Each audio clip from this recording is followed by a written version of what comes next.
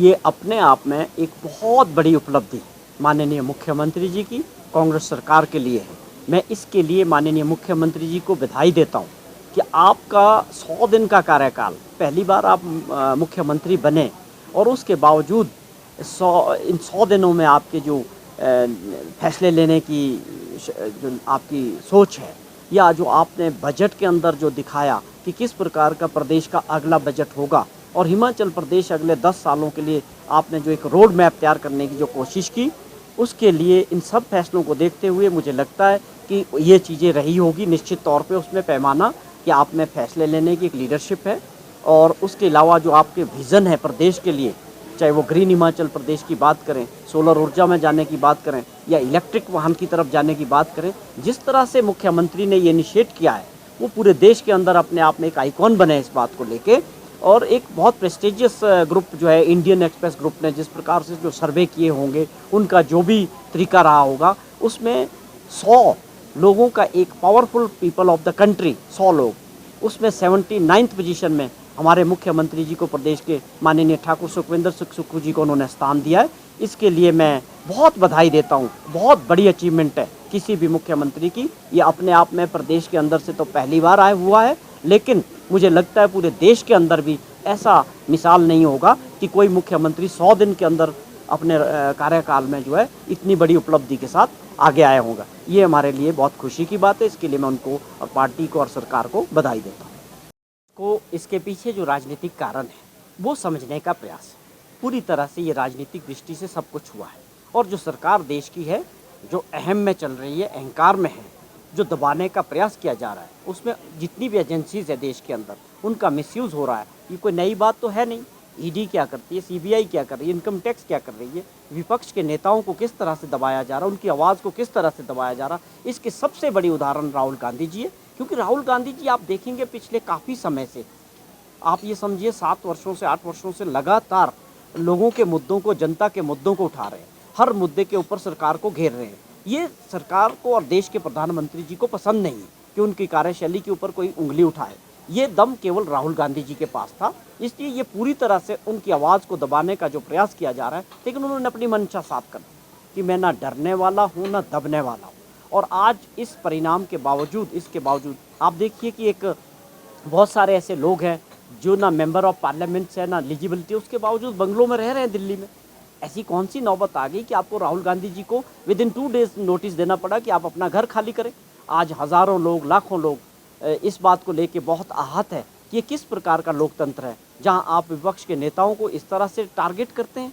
और साफ तौर पे जो अदानी वाला केस था, उसमें सरकार के पास जवाब नहीं था कि ये पैसा कहाँ से आया, जवाब देना चाहिए था पार्लियामेंट में। और बहुत सारा पैसा जो है काला धन के ज़रिए आया, या जो उनके बाहर शेल कंपनीज़ है उसके ज़रिए इसमें इन्वेस्टमेंट आई, या उन्होंने अपने आप को किस तरह से फेक जो है अपनी वैल्यू दिखा के शेयर मार्केट में लोगों का पैसा लगवाया। जब ये सारी चीज़ें जवाब देने का वक्त आया, सरकार इसमें घिरती नज़र आई, सरकार के पास जवाब नहीं था, तो ये सीधे तौर पे जो है राहुल गांधी ये है कि ये जो शिमला नगर निगम का चुनाव है, ये विधानसभा के चुनाव से पहले होना था। ऑलरेडी काफ़ी डिले हो चुका है। पहले भी सरकार जो थी भाजपा की पिछले टाइम, वो इसको फेस नहीं करना चाह रही थी, क्योंकि हालात ऐसे थे कि उनकी हार निश्चित थी, और जो बाद में विधानसभा में दिखी भी, तो वो टालने का प्रयास जो भाजपा का पहले भी था, आज भी वही काम कर रहे हैं। हमारी कांग्रेस की सरकार बनने के बाद हम चाहते हैं कि म्यूनसिपल कॉरपोरेशन शिमला का चुनाव हो, और इसको लेके हमने अपनी नोटिफिकेशन भी कर दी, पूरी तैयारियां कर दी। जो वार्ड्स थे वो 34 रखे गए हैं कि इसके अलावा जो है डिलिमिटेशन का जो प्रोसेस था उसको ख़त्म करके जो पुराने पैटर्न पे थे, सरकार ने इसको आगे बढ़ाया। और आज हम चाहते हैं कि जल्दी से जल्दी नोटिफिकेशन हो और इसका चुनाव हो, लोगों को मौका मिले कि म्यूनसिपल कॉरपोरेशन भी चुने हुए लोगों की हो। लेकिन भाजपा का सोच आज भी वही है कि दोबारा से वो कोर्ट में जा रहे हैं। किन कारणों को लेकर जाते हैं, हर बार कोर्ट में जाने का प्रयास करके पूरी तरह से इस चुनाव को डिले करने का प्रयास कर रहे हैं। लेकिन हम चाहते हैं कि ये चुनाव समय से हो और नगर निगम जो है चुने।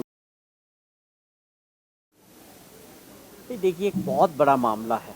राहुल गांधी जी कांग्रेस पार्टी के एक वरिष्ठ नेता हैं, और जिस प्रकार से उन्होंने पूरे देश के अंदर भारत जोड़ो यात्रा का जो एक कार्य शुरू किया था, कन्याकुमारी से लेकर कश्मीर तक, 3800 किलोमीटर के करीब जो यात्रा चली और उसमें जो रिस्पांस राहुल गांधी जी को प्रदेश के, देश के हर राज्यों के लोगों का मिला, बहुत बड़ा जन समर्थन था।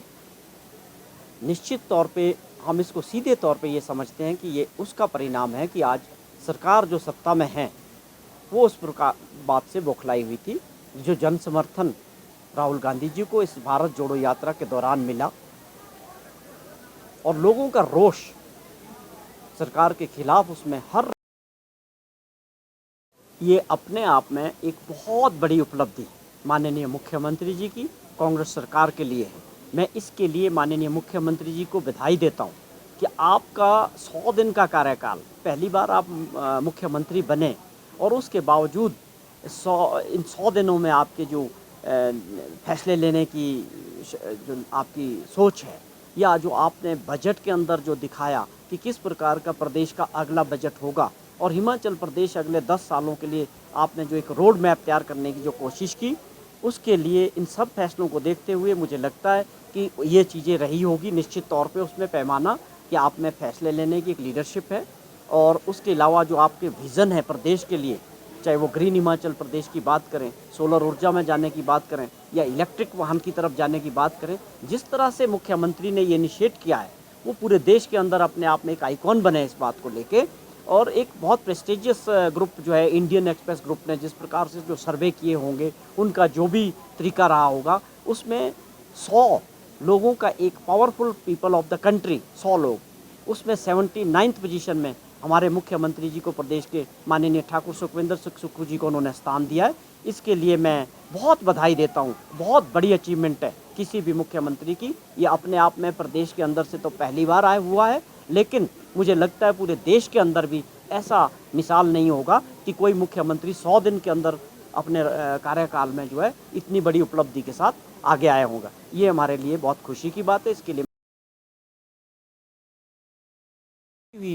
समझी हुई ये योजना है कि एक उभरते जो सबसे बड़े पार्टी के सबसे बड़े ताकतवर नेता राहुल गांधी जी है, उनको घेरने का प्रयास, ये तानाशाह सरकार जो भारत सरकार में है उनकी नीतियों के परिणाम स्वरूप जिस प्रकार से एक मानहानि के केस में आपने और हमने कभी नहीं सुना कि किसी को इस प्रकार की सज़ा हुई हो, और केस भी गुजरात के अंदर चलता है और सज़ा की जाती है और उसके विद इन नो टाइम उनकी सदस्यता जो है वो खारिज की जाती है as a member of Lok Sabha. उसमें बहुत तेज़ी दिखाई गई और उसके बाद विद इन 2 डेज़ उनको जो है आदेश मिलता है लोकसभा से कि आपका जो है घर खाली करने का आदेश जो है राहुल गांधी जी को दिया गया। ये सारी बातें इस प्रकार से हैं कि हम इसको भारत जोड़ो यात्रा के दौरान जो जन समर्थन मिला और सरकार के खिलाफ जो रोष लोगों में दिखा, उसके बाद सबसे बड़ा एक और अहम मुद्दा इसमें है, जिस प्रकार से परिस्थितियां देश के अंदर अदानी मामले में बनी हैं और उनको लेके राहुल गांधी जी ने पार्लियामेंट के अंदर जो सवाल किए, जो सवाल पूछे, उसका जवाब ना देना पड़े राहुल गांधी जी को, इसलिए उन्होंने जो है सदस्यता खारिज कराई गई है। सरकार का इसमें पूरा हाथ है। इसको इस तरह से लेना कि न्यायालय का काम हुआ है। प्रदेश की और देश की जनता अच्छी तरह से समझती है कि इसके पीछे कौन लोग हैं, कौन सी ताकत है, क्यों ये फैसले हो रहे हैं। राहुल गांधी जी को रोकने का काम लोकतंत्र में और लोकसभा के अंदर जो प्रश्न उन्होंने पूछे अदानी को लेके कि 20,000 करोड़ रुपया जो है ये किसका है, कहाँ से आया, और बहुत बड़े सवाल थे कि जिस प्रकार से अदानी मामले में देश के अंदर लाखों करोड़ रुपया लोगों का, बैंकों का, LIC का और लोगों का, इन्वेस्टर्स का डूबा, तो उसको जानने का अधिकार विपक्ष के नेता के नाते राहुल गांधी जी के जो सवाल थे उनसे बचने का ये पूरा प्रयास सरकार का था। ये सीधे तौर पे जो है राहुल गांधी जी की आवाज़ दबाने का जो प्रयास सरकार ने किया है, इसके परिणाम लोकतंत्र में भयानक होंगे। राहुल गांधी जी दबने वाले नहीं हैं। उन्होंने साफ कहा है, ना मैं डरने वाला हूँ, मैं इस लड़ाई को लड़ूंगा।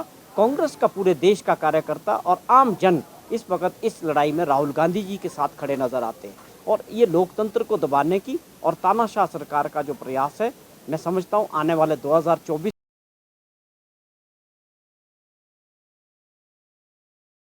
जनता के बीच जा रहे हैं।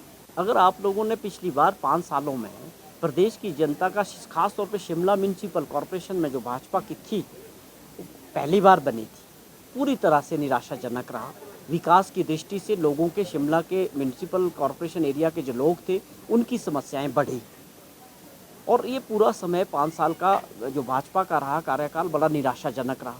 वो आपस में इतना ग्रुपिज़्म था कि उसी में लड़ते रहे, मेयर डिप्टी मेयर करके 5 साल गुजर गए। लेकिन जो वादे किए थे लोगों से, शिमला की जनता से, वो पूरे नहीं हुए। तो इस तरह से एक बहुत बड़ा रोष शिमला में जो है, पिछले भाजपा का जो लोग थे उनके खिलाफ कॉरपोरेशन में है। तो हम चाहते हैं कि नए तरीके से जल्दी चुनाव हो।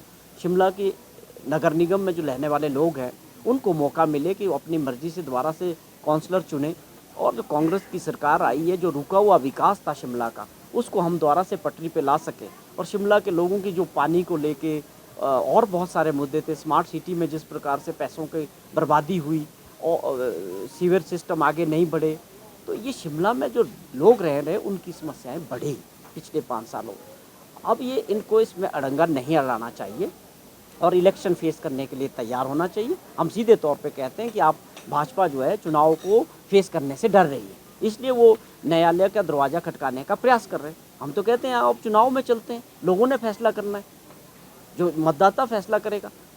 हमें पूरी उम्मीद है कि जिस प्रकार 100 कुछ दिनों का कार्यकाल कांग्रेस सरकार का और माननीय मुख्यमंत्री जी का रहा है, हमें पूरी उम्मीद है कि शिमला में लोगों का भारी जन समर्थन हमको मिलेगा और म्युनिसिपल कॉरपोरेशन में निश्चित तौर पे कांग्रेस पार्टी पूर्ण बहुमत से ऊपर इस कॉरपोरेशन में जीत हासिल करेगी।